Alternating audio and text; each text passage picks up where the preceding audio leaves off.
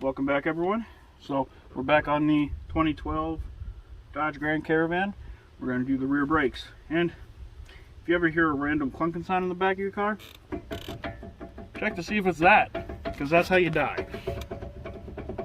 So you need the, just like the front, 13 mil for these guys, and your two bracket bolts, they're actually an 18 mil on the back. So we're going to go ahead and pull these off, and we'll be right back.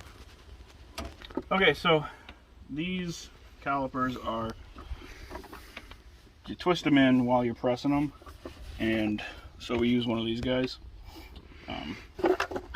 All it is it's got a bunch of different sizes, because on this caliper you'll see that there's two indentations, one on each side, and you just find the corresponding wheel that fits in there, like so, and you grab the press,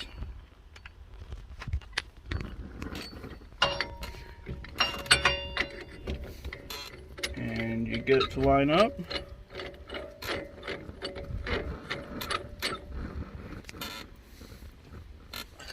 and then you turn the center one, and it will slowly press the piston back in. So we're going to go ahead and do this, and we'll be right back. Okay, pay attention with this hardware when you take it off and put it on. You see that little shelf? It goes towards the inside, so that one would sit right there. Make sense? Hopefully, because now I'm going to throw this on there, and we'll be right back.